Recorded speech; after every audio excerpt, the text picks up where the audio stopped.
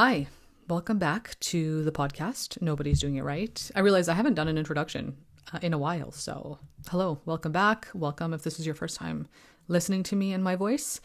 Today, I want to talk about the concept of wanting and having, and how sometimes when you have the thing that you said you wanted, it can be kind of disappointing. And I want to explore this a bit more throughout my own experience, the things I've had to kind of understand about this throughout my own life, and just the things that I've observed as well. Reading about these things, talking to other people about them. I find it a very fascinating psychological phenomenon where there are things that we want and we say we want them and we go after them.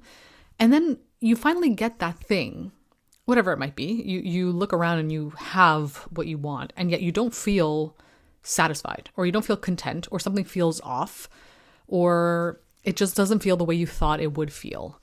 I explored this topic a bit more over on my Substack as well. So if you want to read my thoughts, go subscribe over there and follow me. But obviously I want to talk about it in a more, free-flowing, casual way on my podcast as well, because I just think these ideas are something that need to be explored in more depth, because it's hard to really articulate exactly what I'm feeling. So I'm hoping that someone else on the other end of this podcast can understand what I'm saying and maybe are experiencing it themselves, and you can give me your opinion and perspective on this, or maybe my thoughts will help you throughout this journey, because it can be really devastating when you've worked really hard to get something.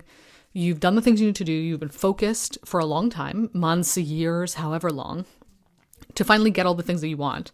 And you have them in the form that they come. Because obviously there are many things that you can't control about the outcome of something.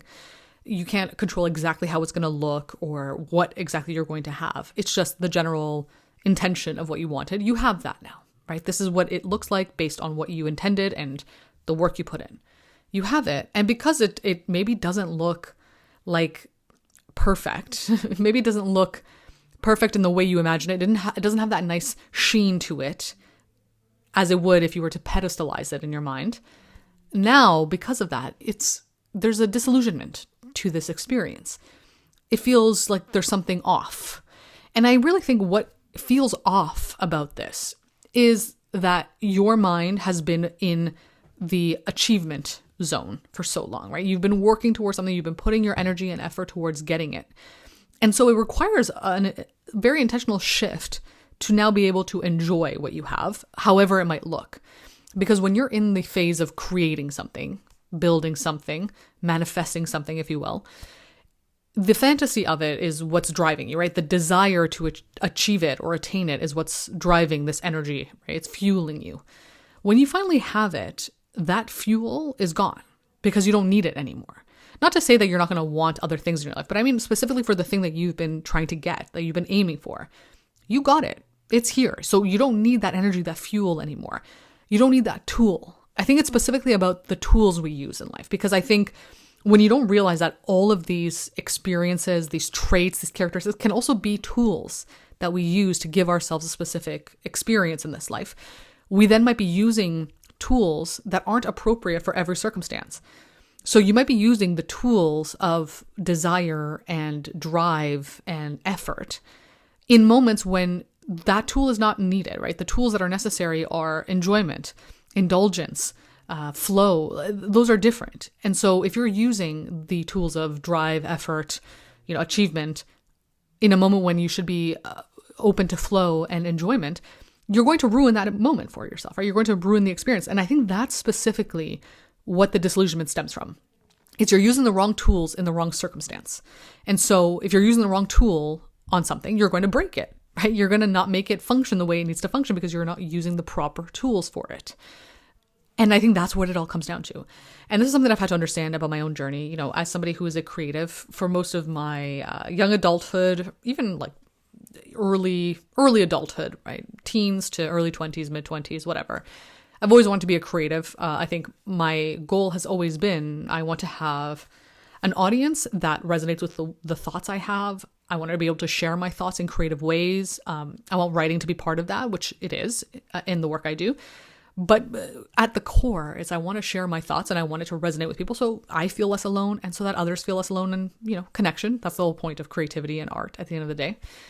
That was my goal. And I didn't have any specifics around the amount of money I need to make, how many followers I need to have, that wasn't really the point of it. The point was just to have that as a form of fulfillment, right? Is having this specific achievement, which is an audience that resonates with my work, or me sharing my work in a creative way and it connects with people. That's it. I have that. I've achieved it. And getting to a point now, 3 years on from, I guess, my me blowing up on TikTok in a sense, if you will. If you found me on TikTok, you probably know that I started really taking off there in around 2022-ish, where I was posting a lot of videos because I really enjoyed it. I was in flow in that moment. I was driven by this connection that I was creating with others. It wasn't even about followers necessarily. It wasn't about getting something out of it. I started doing one-to-one calls with people afterwards, but it wasn't about that. It wasn't about any of that. There was a flow in this connection I was feeling with being able to share my ideas and people connecting and resonating with them. That's what kept me going. So I really took off in that year. And since then I've been building, I've been expanding, I've incorporated writing into this kind of ecosystem of creativity, which is great. Something I've always wanted. I do a podcast. I've been doing a podcast for a while, but like the podcast is a big part of this too. I have everything I said I wanted. And yet I noticed myself recently feeling kind of disillusioned with this work. Not because I don't enjoy it. I do enjoy it. And, I can't think of ever not doing it. But there's a part of me here that feels a little bit disillusioned, dissatisfied. And I'm thinking, why? Because I have what I wanted. This is enjoyable to me. I do get to make money off of it, which is great. It's not the only thing I use for my income, but it's a part of it. And that's amazing. Like that's more than a lot of people can say about the creative work, which is a shame. But, it is hard as a creative person to be able to do that. But I'm doing it. That's so cool. That's, it's something that I can logically have gratitude for. And yet there's that deep disillusionment. And I think it's because I'm a doer, as many of us who listen to this podcast are. We're doers. We do things. We think we have to do things to get things in life, get things in return. And, we do, right? Like life has transactional aspects to it. But if you're always in the headspace of doing, of being a doer, of having to put effort in to get something out of it all the time, no matter what, when you finally have something, you're not going to know how to hold it.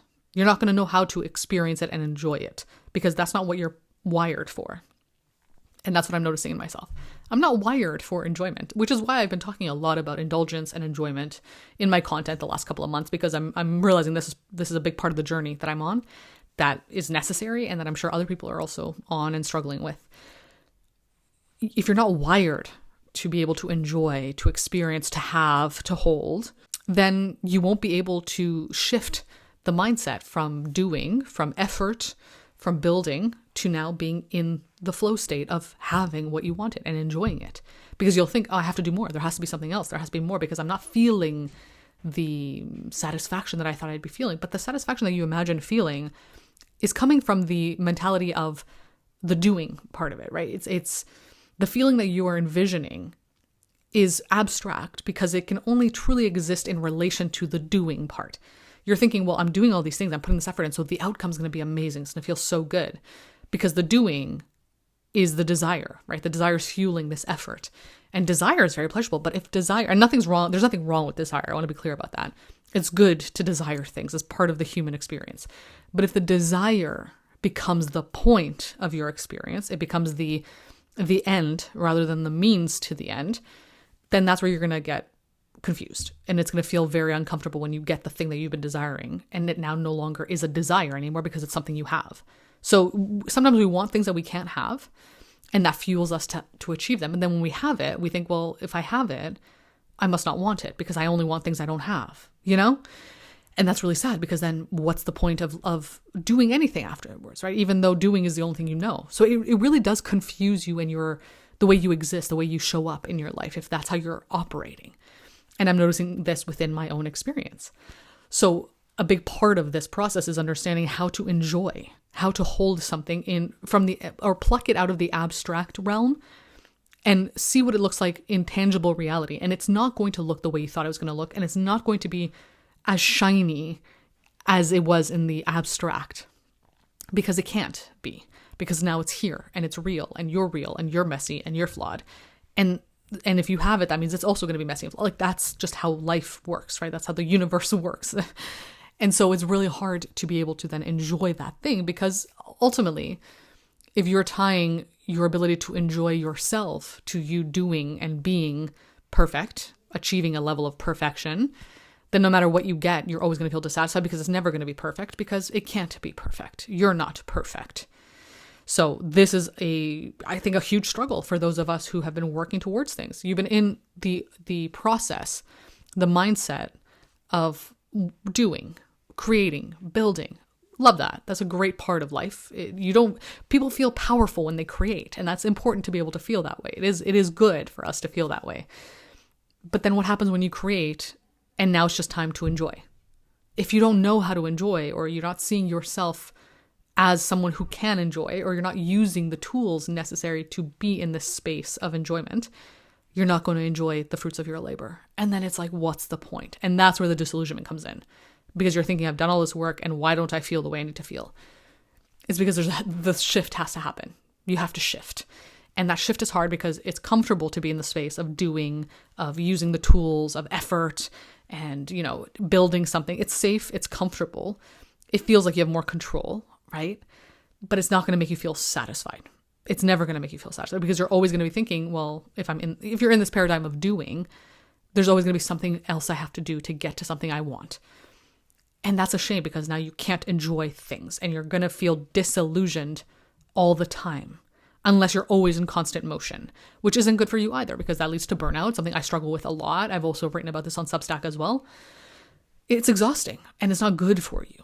So I'm learning that it's healthy. It's a healthy practice to enjoy things, to let yourself enjoy things, to make that shift, to use different tools, because otherwise it's not healthy. It's not good for you to not let yourself do that. And obviously this is much easier said than done. I'm not saying that this is an easy thing to do. I'm struggling with it. I've struggled with it throughout my life. I just hadn't realized what I was struggling with until now, because now I can actually articulate what I'm feeling and I can see it for what it is. It's not healthy. And you feel that it's not healthy, but you just don't know why. And I'm here to hopefully give you an answer as to why. Might be why you're feeling this way when you have something that you said you wanted and you feel disillusioned. You feel like you don't enjoy it, or it's not good enough, or there has to be something else because it doesn't feel the way you thought it would feel. Yeah, it's not going to feel the way you thought it would feel, because the way you thought it would feel has nothing to do with actually enjoying it. It has to do with being in the process of getting it. I hope that makes sense. I hope this isn't too convoluted. I'm trying to make it as clear as possible, and even for myself, so that I understand it as clearly as possible, because it's a difficult thing, right? This is why so many people who are rich, famous, have everything that you think anyone would want, still feel dissatisfied. And I'm in no way near that kind of person, and I'm still experiencing this. So imagine, it can exist no matter the status you have, the money you have. It's really about your mindset, just the way you see things. And this isn't to say, obviously, that having more money, having financial stability and security isn't good for you and doesn't feel good and doesn't provide you safety and security and the ability to relax and enjoy. Of course it does. But if your mindset is not connected with that and understanding it for what it is, you're not going to feel that way anyway. So sometimes it doesn't even matter, and that's such a shame, especially if you've been putting in work towards something and you have the thing. It's kind of you're doing yourself a disservice. It's almost disrespectful to yourself, your younger self, the version of you that put in all the work. It's almost disrespectful to them to not let yourself enjoy it. And that's kind of how I'm trying to really solidify it in my mind. I have to honor my past self by letting myself enjoy this, by not feeling dissatisfied with what I have and allowing myself to just be in the maintenance phase of it. The maintenance phase of something that you've been working towards is so hard because you're shifting gears. You're no longer in the doing, the building, the creating. You're in the maintaining.